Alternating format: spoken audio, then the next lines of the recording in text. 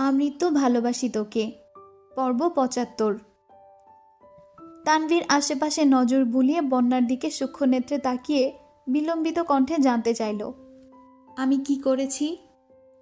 বন্যা নিজেকে সামলে নিয়ে ধীরগতিতে বলল, আপনি কিছু করেননি, আমারই কথা বলতে ইচ্ছে করছে না। তানভীর মনে মনে বিড়বিড় করল, শখের নারীর শখের থেকেও রাগের মূল্য ৩ গুণ বেশি। তানভীর কিছু বলছে না দেখে বন্যা তির্যকভাবে তাকালো। তানভীর ঢোক গিলে সহসা হাসার চেষ্টা করল। বন্যা নজর সরিয়ে ব্যাগ গোছাতে মনোযোগ দিল। তানভীর মৃদু হেসে মোলায়েম কণ্ঠে জিজ্ঞেস করল, আমাদের বাসায় থাকতে কোনো সমস্যা হয়নি তো? বন্যা মুখ ফুলিয়ে ভারী নিঃশ্বাস ছাড়ল। মিম রুমে এসে ধপ করে বিছানার উপর বসে শক্ত কণ্ঠে বলল, আমার খুব সমস্যা হচ্ছে, কারণ বড় আব্বু তোমাকে ডাকছেন আর তুমি সেদিকে মনোযোগ না দিয়ে এখানে দাঁড়িয়ে আছো।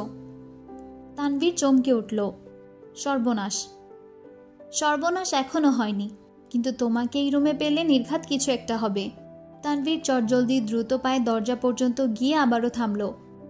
বন্যার দিকে না তাকিয়ে স্বাভাবিক কণ্ঠে বলল, তুমি রেডি হয়ে আসো, আমি নিচে অপেক্ষা করছি। বন্যা গম্ভীর গলায় জানালো, আমি একাই যেতে পারবো। তানভীর সে কথা শুনেও না শোনার মতো চলে গিয়েছে। নিজে নামতেই আলী আহমদ খান জানতে চাইলেন, তুমি কি এখন ফ্রি আছো? কোনো কাজ ছিল? আবির রাতে বলেছিল বিয়ের খরচের ব্যাপারে বাকি কথা যেন তোমার সঙ্গে বলি। আমি তো আর জানতাম না যে তোমার ভাই এভাবে বাড়ি ছেড়ে চলে যাবে। সে যাই হোক, আবির যেহেতু বলে গেছে তাই তোমাকে বিস্তারিত জানানো উচিত। তানভীর হালকা কেশে শীতল কণ্ঠে বলল, শুনলাম বনুর ফ্রেন্ড বাসায় চলে যাবে, আমি কি তাকে বাসা পর্যন্ত দিয়ে আসবো? আকলিমা খান চাপা স্বরে জিজ্ঞেস করলেন, বন্যা কি এখনই চলে যাবে? তাই তো শুনলাম। আকলিমা খান সঙ্গে সঙ্গে হালিমা খানের রুমে চলে গেছেন।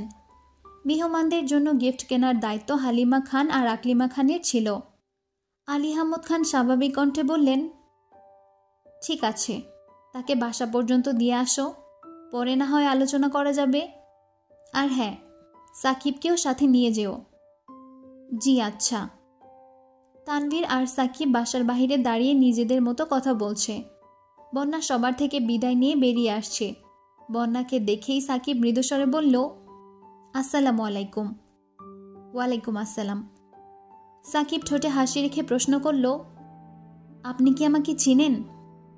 বন্যা আস্তে করে বলল, জি, আপনি আবির ভাইয়ার মামাতো ভাই। আমার কিন্তু আরও একটা পরিচয় আছে।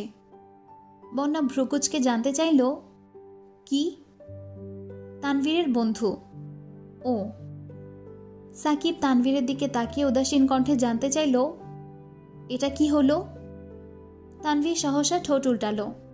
সাকিব বড় করে নিঃশ্বাস ছেড়ে মৃদুস্বরে বলতে শুরু করল, দেখুন, আমি ঘুরিয়ে পেঁচিয়ে কথা বলতে একদম পছন্দ করি না।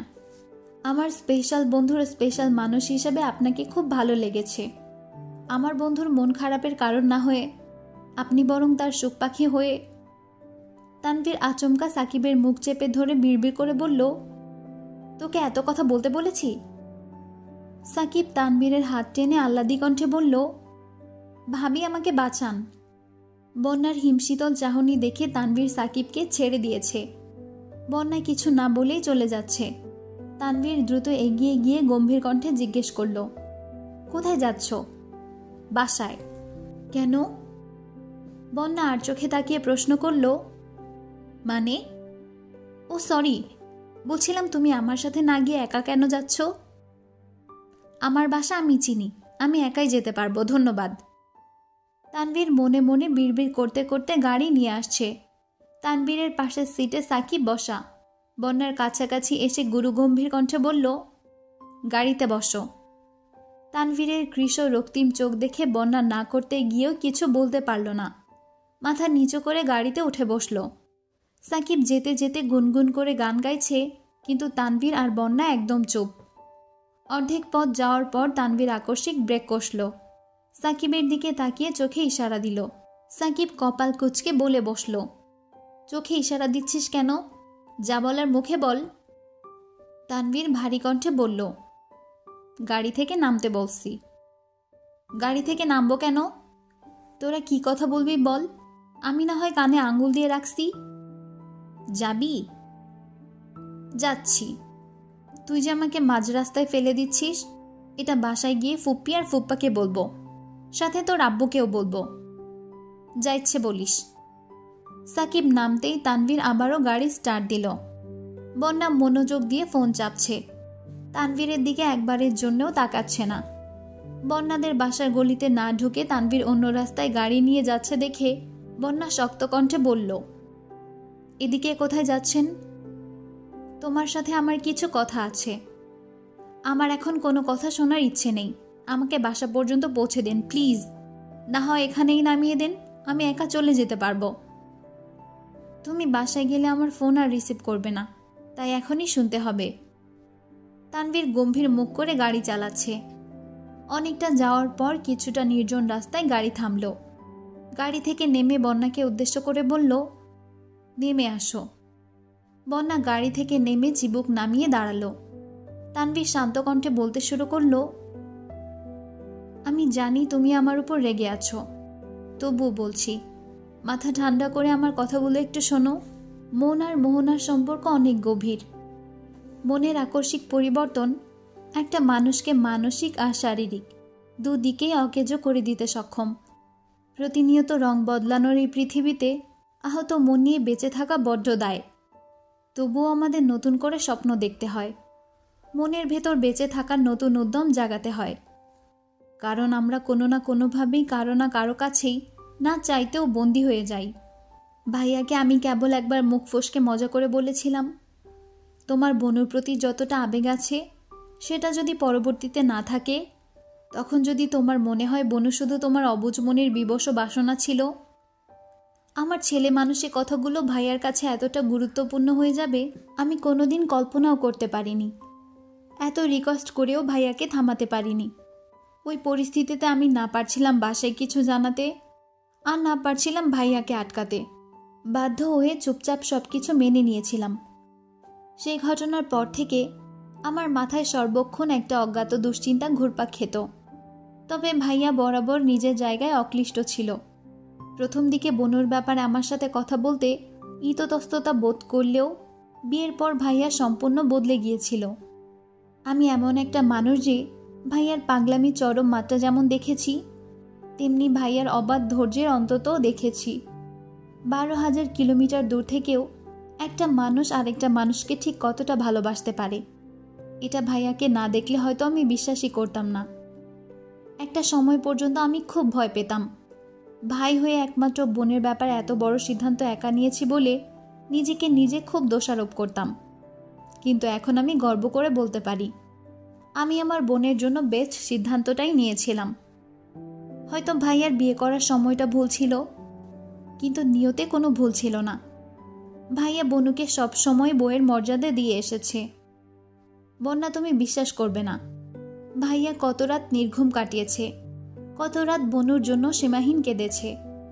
বাসায় ফিরে প্রথম প্রথম বনুর চোখের দিকে তাকাতে পারত না। বনুর সাথে 2 মিনিট ভালোভাবে কথা পর্যন্ত বলতে পারত না।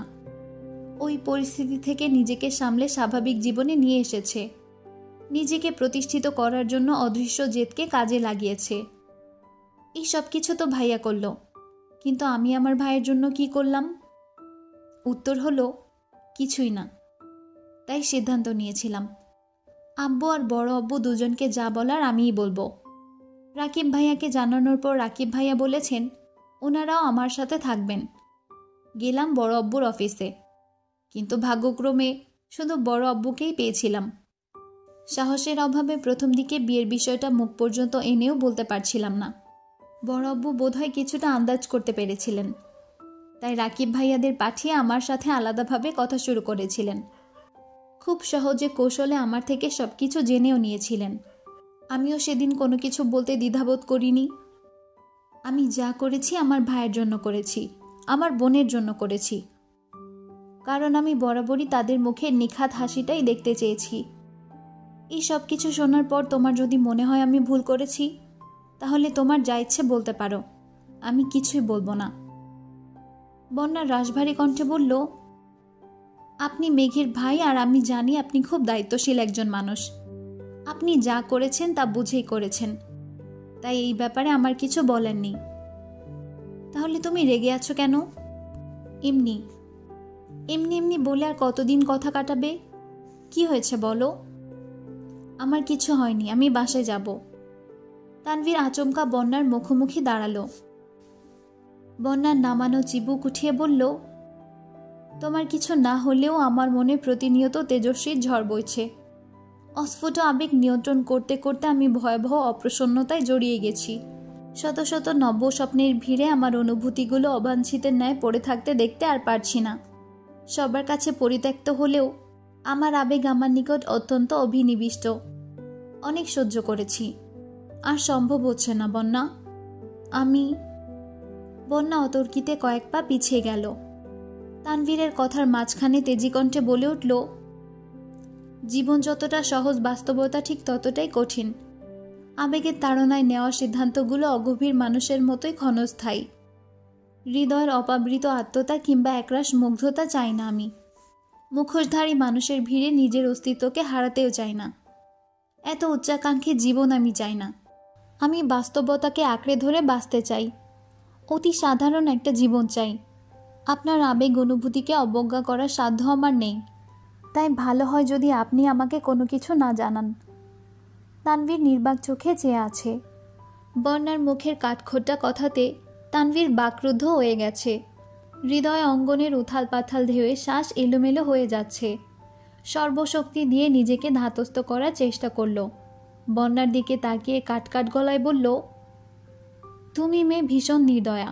যতটা সুকৌশলে আমার অনুভূতিগুলোকে উপেক্ষা করলে, ততটা কৌশল আমার নিপাতেও প্রয়োজন হতো না। বন্যা দীর্ঘশ্বাস ছেড়ে ফের বলতে শুরু করল, আমাদের মধ্যবিত্ত পরিবার, তাই স্বপ্নগুলোও আমাদের মতো মধ্যবিত্ত। আপনাদের মতো অনাবশ্যক চিন্তা ভাবনা কখনোই করি না আমরা। বিলাসবহুল জীবনযাপন আমাদের নিকট কেবলই দুঃস্বপ্ন। ঘুম ভাঙলে যার অস্তিত্ব মস্তিষ্কে থাকবে না। আমার আব্বু একা চাকরি করে আমাদের 3 ভাই বোনকে অনেক কষ্ট করে বড় করেছেন। আব্বুর কষ্টের প্রতিদান স্বরূপ আমরা কি দিতে পেরেছি? উত্তরটা আপনারই মতো, কিছুই না। আপু অনেক চেষ্টার পর একটা জব পেয়েছে। আব্বু আপুর জন্য পাত্র খুঁজছে, যার বিশেষ কিছু গুণাবলী থাকা আবশ্যক। তার মধ্যে মন মানসিকতার সাথে সরকারি চাকরিটাও গুরুত্বপূর্ণ ভূমিকা পালন করছে। আপনাদের পরিবারের মতো আমাদের পরিবার কখনো ছিলও না আর হবেও না। আপনাদের বাসায় আবির ভাইয়ার যোগ্যতার থেকেও ভালোবাসাকে বেশি গুরুত্ব দেওয়া হয়েছে। আজ আবির ভাইয়া বেকার থাকলেও পরিবার ঠিকই সাপোর্ট করত, কিন্তু আমার পরিবার এমন কিছুই করবে না। কারণ একটাই, আমরা মধ্যবিত্ত। আমরা আবেগে গা ভাসাতে চাইলেও বাস্তবতা আমাদের ভুলগুলো চোখে আঙুল দিয়ে দেখিয়ে দেয়। আমি অপ্রকাশিতভাবে হলেও আব্বুর কাছে প্রতিজ্ঞাবদ্ধ। আপনার লাইফস্টাইল আপনাদের কাছে খুব স্বাভাবিক হলেও আমাদের কাছে, বিশেষ করে আব্বুর কাছে, খুব অস্বাভাবিক। আমি বাস্তবতা ভুলে আবেগের কাছে বন্দী হতে পারবো না। আমি কি বলতে চাচ্ছি আশা করি আপনি বুঝবেন। তানভীরের অন্তরসহ বিস্ফোরিত দুচোখের ভেতরে ভেতরে জ্বলছে। মানুষের হৃদয় খুব দুর্বল।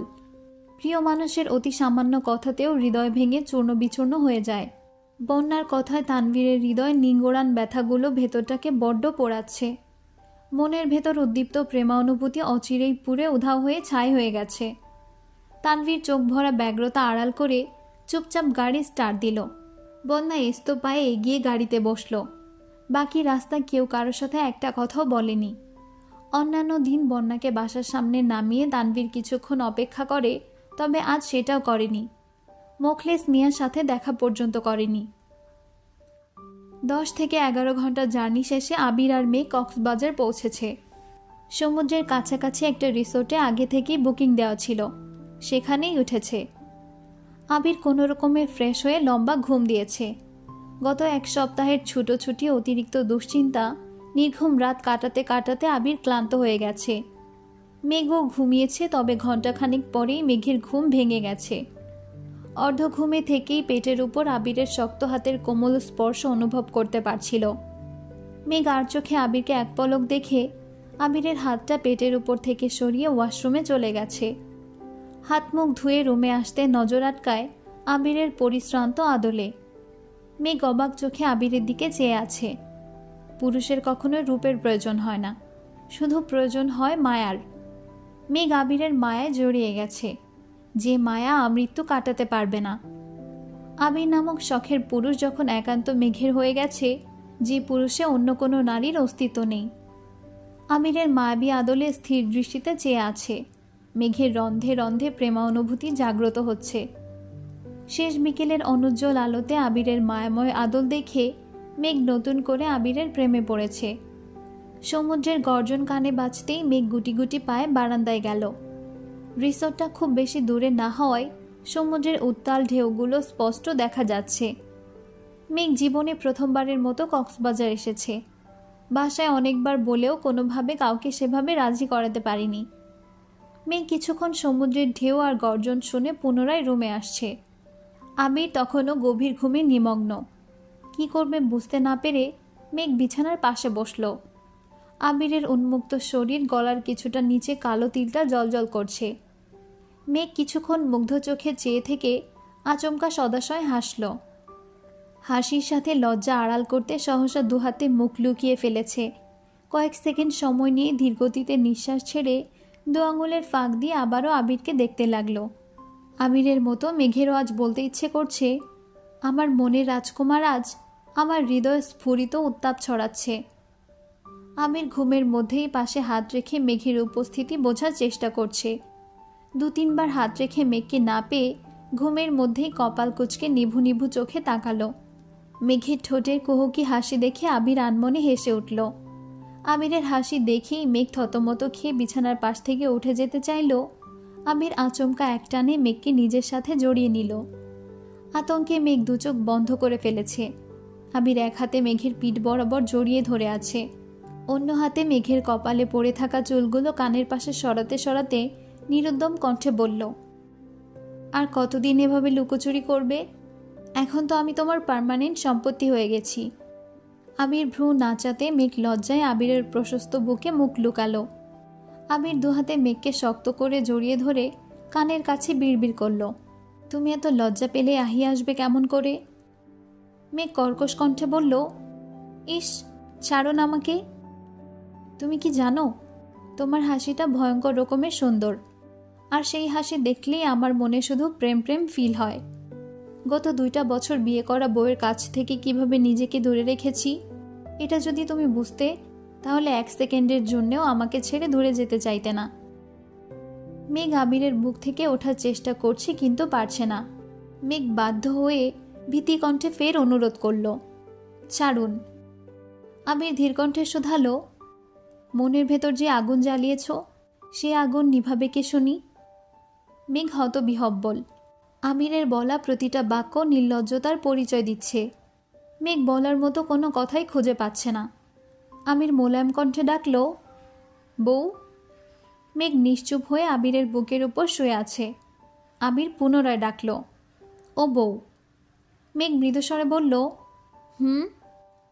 আবির সহসা মেঘকে বিছানায় শুয়ে কাত হয়ে মেঘের মুখের উপর ঝুঁকে আলতোভাবে মেঘের কপালে কিস করল। মেঘের চোখে চোখ রেখে নিজের ঠোঁট ইশারা করে আদুরে কণ্ঠে বলল, I want a deep kiss. মেঘ বিরস কণ্ঠে বলল, আমি পারবো না। কেন? আমার লজ্জা লাগে। আবির উদাস ভঙ্গিতে বলল, আমার লজ্জা লাগছে না কেন? কারণ আপনি নির্লজ্জ। আমি ঠোঁট বেঁকিয়ে হেসে কোমল কণ্ঠে বলল, আমি না হয় নির্লজ্জ বেহায়া, আপনি তো খুব লজ্জাবতী। তা একটা অসহায় ছেলের অসুস্থতার সুযোগ নিয়ে তাকে কিস করার সময় আপনার লজ্জা কোথায় জমা দিয়ে আসছিলেন? মানে, আমি কাকে কিস করছি? আমি যখন জ্বরের ঘোরে পড়েছিলাম, তখন আপনি আমার অসহায়ত্বের সুযোগ নিয়েছিলেন। এখন সব কিছু ভুলেও গেলেন? বাহ ম্যাডাম, বাহ। মেঘ প্রশস্ত নেত্রে তাকিয়ে আতঙ্কিত কণ্ঠে শোধালো, আপনি সেদিন টের পেয়েছিলেন?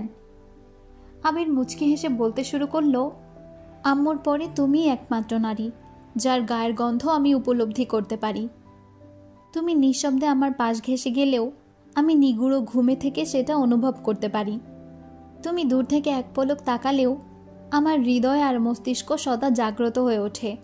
তোমার স্পর্শে আমার শরীরের প্রতিটা শিরা উপশিরায় রক্ত সঞ্চালন তীব্র থেকে তীব্র হতে শুরু করে। তোমাকে আগেও বলেছি, আমি নিঃশ্বাসের শব্দে তোমার অস্তিত্ব উপলব্ধি করতে পারি। তুমি আমাকে কিস করবে আর আমি সেটা বুঝতে পারবো না? কিভাবে ভাবলে তুমি? মেঘ শুকনো মুখে ঢোক গিলে মোলায়েম কণ্ঠে বলল, সরি। দূর পাগলি, ভালোবাসায় সরি টরি সব মূল্যহীন। ভালোবাসায় কেবল ভালোবাসা অর্থবহ। আবির পুনরায় নিজের ঠোঁট ইশারা করল। মেঘ ওষ্ঠ উল্টে অসহায় মুখ করে তাকিয়ে আছে। আবির ভ্রু নাচাতেই মেঘ এক হাতে আবিরের চোখ ঢেকে তড়িৎ বেগে আবিরের ঠোঁটে কিস করল। আবির গলার স্বর উঁচু করে বলল, এটা কি ছিল? কারেন্টের শক খেলেও বুঝতে কয়েক সেকেন্ড সময় লাগে, অথচ তুমি 1 সেকেন্ডও সময় নিলে না। মেঘ কথাটা কাটাতে অন্যদিকে তাকিয়ে চাপা স্বরে বলল, চলুন সমুদ্রে যাই। আগে আমার ইচ্ছে পূরণ করবে, তারপর ঘুরতে নিয়ে যাব, নয়তো চাবি ছুঁড়ে ফেলে দিব। মেঘ আকুল কণ্ঠে বলল, এখন না প্লিজ। আবির ঠোঁট কামড়ে হেসে আহ্লাদি কণ্ঠে বলে উঠল, এখনই প্লিজ। আবিরের অনুরাগে সাগ্রহে মেঘের আকুতি অচিরেই ব্যর্থ হল। মেঘের সর্বাঙ্গে আবিরের উষ্ণ সোহাগের নিশান, অনুভূতির রাজ্যে শানিত নিসঙ্গের আভাস। আবিরের আবেগপূর্ণ অপ্রতীয়মান আবেশে কেটে গেল আরও কিছুটা মুহূর্ত। আবিরের প্রণয়ের পরিণীতা এখন পূর্ণতা লাভ করেছে। পরিতোষ আর লজ্জায় মেঘের ফর্সা আদল রক্তিম বর্ণ ধারণ করেছে। আবিরের তপ্ত ভালোবাসার সমাপ্তি ঘটাতে প্রায় সন্ধ্যা হয়েছে। বন্যা সারাদিন যাবৎ মন খারাপ করে বসে আছে, দুশ্চিন্তায় খায়নি কিছু। মেঘের আবদার আর নিজের আবেগের বশবর্তী হয়ে তানভীরের প্রতি না চাইতেও খুব বেশি আবেগপ্রবণ হয়ে গিয়েছিল। মেঘদের বাসার পরিস্থিতি দেখে সেই আবেগ এখন আতঙ্কে রূপ নিয়েছে। ইদানিং মেঘের ব্যস্ততার কারণে তানভীরের বিষয়ে বন্যার সাথে তেমন কথাও বলা হয় না। তানভীরের রাজনীতি ছাড়া চাকরির প্রস্তুতি বিষয়ক কোনো কথাই বন্যা জানে না। বন্যা তানভীরকে মুখ ফুটে সরাসরি চাকরির কথা বলতেও পারছে না, আবার নিজের আবেগকে নিয়ন্ত্রণও করতে পারছে না। তাই বুঝে না বুঝে তানভীরের সাথে রিয়্যাক্ট করে ফেলেছে। সেসব ভেবেই এখন খারাপ লাগছে। না পারছে তানভীরকে কল দিয়ে ভালো মন্দ জিজ্ঞেস করতে, আর না পারছে দুপুরের ঘটনা ভুলতে। হঠাৎ হৃদ এসে দরজায় দাঁড়িয়ে আস্তে করে ডাকল, আপু। কি? তোমার কি মন খারাপ? না, কেন? স্পষ্ট দেখা যাচ্ছে তোমার মন খারাপ। বন্যা চোখ মুখ মুছে শান্ত কণ্ঠে জানতে চাইল, কিছু বলবি? হ্যাঁ, বল। মেঘ আপুকে একটা কল দাও, আপুকে অভিনন্দন জানাতে হবে। মেঘ বাসায় নেই, এখন অভিনন্দন জানাতে হবে না। মেঘ আপু কোথায়? কক্সবাজার। কি? আপু কক্সবাজার গিয়েছে? হ্যাঁ। চলো আমরাও যাই। বন্যা রাগী স্বরে বলল, যা এখান থেকে। প্লিজ আপু চলো না, কক্সবাজার যাই, আমার খুব ইচ্ছে। বন্যা ধমক দিতে যাবে তার আগেই হৃদ উত্তেজিত কণ্ঠে বলে উঠল, আমি আপুকে রাজি করাতে চাচ্ছি, আমরা সবাই মিলে কক্সবাজার যাব। হৃদ এক ছুটে নিচে চলে গেছে। বন্যা নীরবে নিঃশ্বাস ছেড়ে চোখ বন্ধ করে শুয়ে পড়েছে। খান বাড়ির পরিবেশ বেশ নিস্তব্ধ। আত্মীয় স্বজনরা মোটামুটি সবাই চলে গেছেন। আইরিন, ফুপ্পি আর মালা শুধু আছে। সাকিব বিকেলের দিকে তানভীরের সাথে কথাবার্তা বলে বাড়ির উদ্দেশ্যে রওনা দিয়েছে। মায়েশা আপু ডেলিভারির সময় ঘনিয়ে আসছে। মালার আম্মু মায়েশা আপুর বাসায়। মালাকেও সাথে নিতে চেয়েছিলেন, কিন্তু মালা জোরপূর্বক মেঘদের বাসায় রয়ে গেছে। বলেছে ডেলিভারির আগে আগে চলে যাবে। মালা সোফায় বসে মালিহা খানের সাথে গল্প করছে। মালিহা খান হঠাৎই শান্ত কণ্ঠে জিজ্ঞেস করলেন, তোর বিয়ের বয়স তো হয়েই গেছে, বিয়ে করতে রাজি হচ্ছিস না কেন? এখন বিয়ের কোনো চিন্তা ভাবনা নেই ফুপ্পি। কাউকে পছন্দ করিস? মালা উদাস দৃষ্টিতে মালিহা খানের দিকে তাকিয়ে মনে মনে আওড়ালো, এই সামান্য কথাটা কি এত দিনগুলোর মধ্যে একবারের জন্য জিজ্ঞেস করা যেত না? মালিহা খান ফের বললেন, কি হলো? মালা মলিন হেসে উত্তর দিল, এখন বলে আর কোনো লাভ নেই। মালিহা খান গম্ভীর কণ্ঠে বলে উঠলেন, আবিরের কাহিনী তো শুনলি, ও যদি এত যন্ত্রণা মাথায় না নিয়ে সরাসরি বলে দিত, তাহলে ঘটনা এত দূর পর্যন্ত আসতই না। অবশ্য আবিরকেও এতে দোষ দেওয়া যায় না। এই বাড়িতে থেকে এত বছরে আমি কোনোদিন অধিকার দেখাতে পারিনি, সেখানে আবির তো ছোট থেকেই দৌড়েছিল। সেসব বাদ দে। তোর তো কোনো সমস্যা নেই, পছন্দ থাকলে বল, আমি তোর আব্বুর সাথে কথা বলে নিব। তোমার ছেলের মতো আর এমন কেউ নেই, বাদ দাও এসব কথা। এমন সময় তানভীর বাসায় আসছে, চোখে মুখে বিষণ্ণতা। তানভীরের নিষ্প্রলোভ চেহারা দেখে মালিহা খান উদ্বিগ্ন কণ্ঠে জিজ্ঞেস করলেন, কি হয়েছে তোর? কিছু হয়নি বড় আম্মু। চোখ মুখে তো শুকনো শুকনো লাগছে কেন? তানভীর মলিন হেসে বলল, কই না তো। মালিহা খান ধীরকণ্ঠে বললেন, আবির আর মেঘের সাথে কিছুক্ষণ আগেই কথা বললাম, ওরা বারবার তোর কথা জিজ্ঞেস করছিল, তুই নাকি আবিরের কল রিসিভ করছিস না। কি হয়েছে বাবা? তানভীর স্বাভাবিক কণ্ঠে জানতে চাইল। ওরা ঠিক আছে? আলহামদুলিল্লাহ ভালো আছে। ঠিক আছে।